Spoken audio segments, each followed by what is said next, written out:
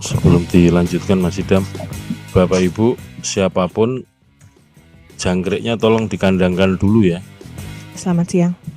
Mohon maaf Pak Ketua, mohon izin untuk membacakan press release pandangan perwakilan Partai Politik Indonesia di Malaysia terhadap PSU 2024 di Kuala Lumpur. Kenapa Mbak?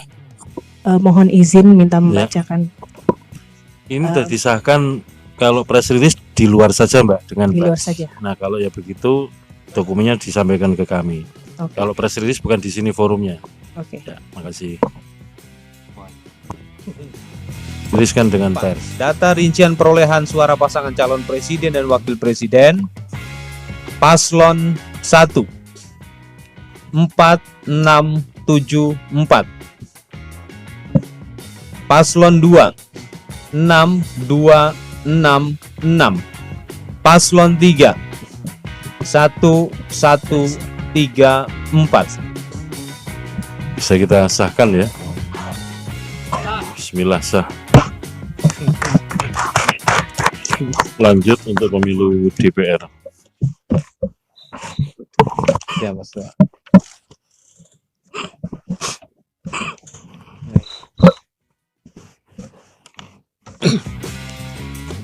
Sebelum dilanjutkan Mas Idam, Bapak Ibu siapapun jangkriknya tolong dikandangkan dulu ya, atau suara nada dering jangkriknya di off kan. Yang merasa suara handphonenya jangkrik tadi. Silakan Mas Idam lanjut. Terima kasih kami ucapkan pada teman-teman anggota KPU yang full in charge sebagai pelaksana tugas PPLN Kuala Lumpur, Mas Afif, Mas Idam, Mas Derajat, dan Mbak Betty yang telah melaksanakan tugas kegiatan pemungutan suara di Lumpur. Soal metode pos, sudah 2 kali pemilu 2019 dan 2024, nampaknya problemnya selalu berulang untuk metode pos di Kuala Lumpur khususnya. Pemilu yang lalu 2019 saya kira kita mengetahui semua, semula juga berasal dari video yang beredar. Ada sejumlah orang kumpul di satu tempat nyoblosi sendiri sejumlah surat suara. Dan kalau dilihat bisa jadi itu di beberapa tempat yang berbeda.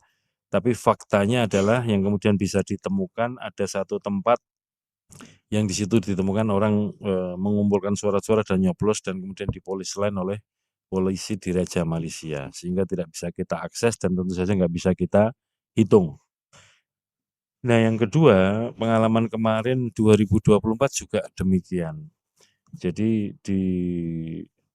seingat saya di 2 tempat itu yang pertama di sebuah kantor pos cabang di Puchong, itu ada satu orang bawa karung yang tulisannya Pos Malaysia, isinya surat suara 600 pos, yang 400 itu belum dicoblos, yang 200 sudah dicoblos. Yang kedua demikian juga ada orang datang ke kantor PPLN Kuala Lumpur yang berkantor di KBRI juga begitu, datang membawa surat bawa karung isinya surat suara sudah dicoblos.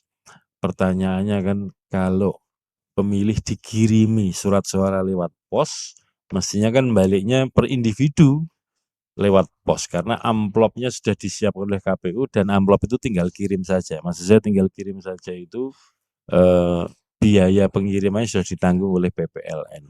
Tapi kan menjadi aneh ketika ada orang per orang membawa surat suara dalam jumlah karungan. Itu berarti kan kemungkinannya ada pihak yang bisa mengakses ke kantor pos, diambil keluar, wallahu alam mungkin dicoblosi sendiri, setelah selesai dimasukkan lagi ke kantor pos dan satu lagi dikirimkan ke PPLN langsung. Nah berdasarkan pengalaman itu tentu akan menjadi bahan evaluasi kita. Bisa jadi berdasarkan pengalaman PSU ini ke depan pemilu di Kuala Lumpur hanya 2 metode yang kita gunakan, yaitu metode TPS dan metode KSK, yang betul-betul kita bisa validasi orangnya ada. Gitu.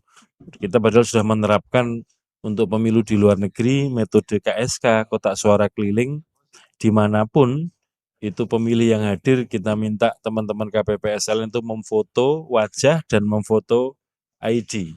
dan itu dilakukan semua oleh teman-teman, PPLN dan KPPSLN di luar negeri. Itu diantaranya inspirasinya dari Kuala Lumpur untuk mengantisipasi, istilahnya Mas Herli itu, makhluk-makhluk goib.